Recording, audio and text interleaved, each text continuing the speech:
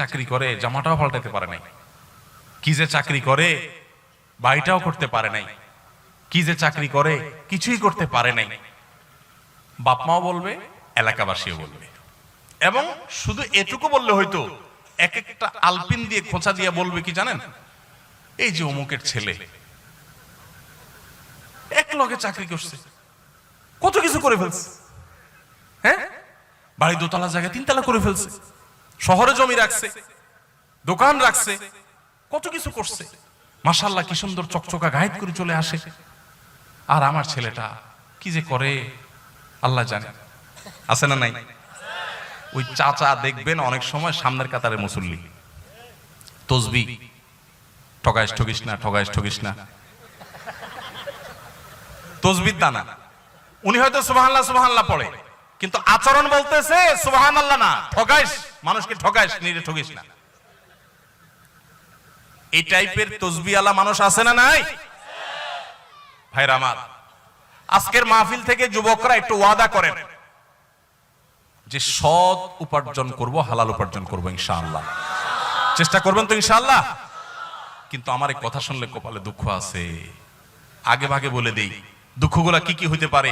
ওই যে বললাম, বিয়ে করার জন্য মেয়ে পাবেন না, কারণ মেয়ের বাবারা বলবে সরকারি চাকরি করে কিনা, সরকারি চাকরি, কারণ সরকারি চাকরি করলে চুরির টাকা আছে, আর না হলে নাই, ঘুষের টাকা আছে নাহলে নাই। এজন্য মেয়ের বাবারা একটা চোর চায়, ছেলে চায় না। কি চায়? মেয়েটারে বিয়ে দিব ভাই, দেখেন তো একটা চোর পাওয়া যায় কিনা, সরকারি চাকরি করে কিনা। এটা তো বলে না, হাব ভাব দ্বারা বোঝা যায়। আমি সরকারি চাকরি করলেই চোর এটা বলতেছি না, কিন্তু ভুল বুঝেন না। মানে মেয়ের বাবা সরকারি চাকরি ছাড়া চাকরি কেন দিবেন, আমি সেই কথা বলতেছি।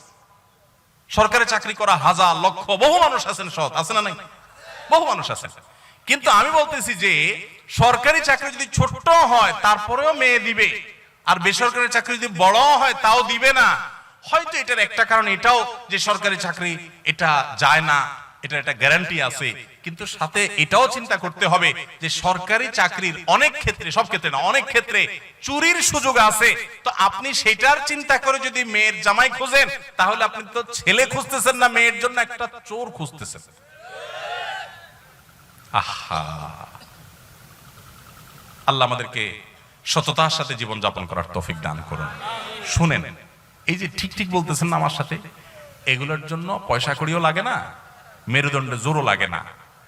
এই সস্তা ঠিক ঠিক বলা খুব সোজা। ওয়াজ মাহফিলে ঠিকও ঠিক, বেঠিকও ঠিক। হুজুর মাইক দিয়া যায় বলে, পাবলিক হুদাই ঠিক ঠিক কয়।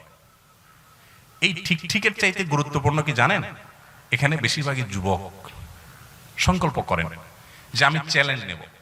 এটার জন্য মেরুদণ্ডে শক্তি লাগবে, মেরুদণ্ড সোজা করে দাঁড়াতে শিখতে হবে যে আমি সরকারি চাকরি যদি পাই, আমি দৃষ্টান্ত স্থাপন করবো। আলহামদুলিল্লাহ বহু সরকারি চাকরি আছেন সৎ, আমার পরিচিত বহু লোক আছে,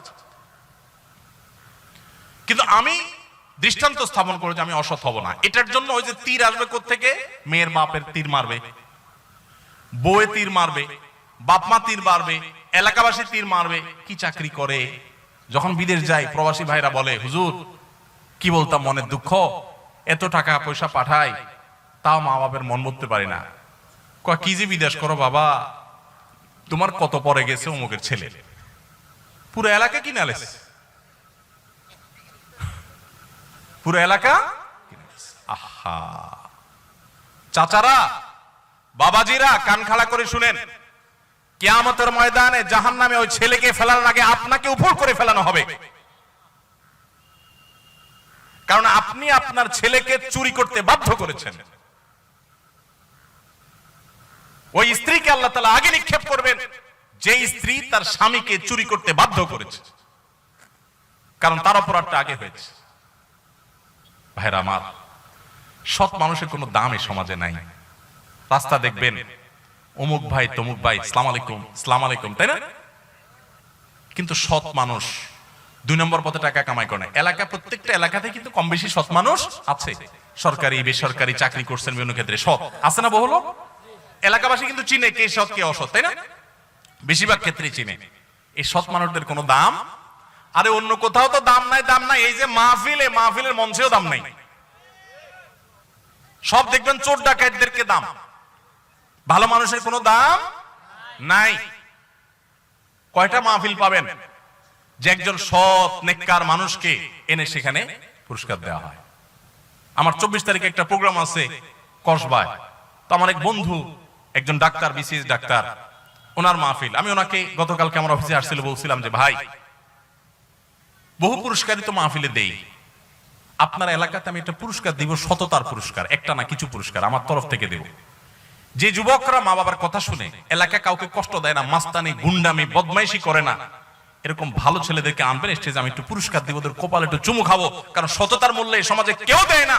এই স্টেজ মসজিদের মেম্বার যদি না দেয় তো আল্লাহর জমিন থেকে সততা ধুয়ে মুছে চলে যাবে। মসজিদ কমিটিতেও দেখবেন যে সব চোর ডাকাত খুঁজে খুঁজে বাইর করে। আমি সবাইকে বলতেছি না, আবার ভুল বুঝেন না, বেশিরভাগ আমি সেটা বলছি। কয়টা মসজিদে আপনারা দেখেন যে মসজিদ কমিটিতে ভালো ভালো মানুষগুলোকে, যে এলাকার সবচেয়ে সৎ, সবচেয়ে ভালো মানুষ, সত্য কথা বলে, ধানাই ফানাই করে না, দুই নম্বরই করে না, এই মানুষগুলোকে খুঁজে খুঁজে এনে মসজিদে দায়িত্ব কয়টা মসজিদে দেওয়া হয় বলেন তো? নাই। কারণ আমরা সবাই চাই, আমরা হুজুররাও চাই যে মসজিদটা চকচক করুক, আমার কমিটির লোকজন চোর ডাকাত যাই হোক মসজিদ যেন চকচক করে। এটা কি ইসলাম? এটা ইসলাম না। আমার মাহফিলের চকচকের চাইতে গুরুত্বপূর্ণ হলো আমরা যেন সৎ হতে পারি। তো সৎ হতে হলে অনেক ঝামেলা আছে। যুবক ভাইরা, এখন আপনারা সিদ্ধান্ত নেন কে কে সৎ থাকবেন আর কে কে অসৎ থাকবেন। অসৎ থাকলে সুবিধা আছে কি?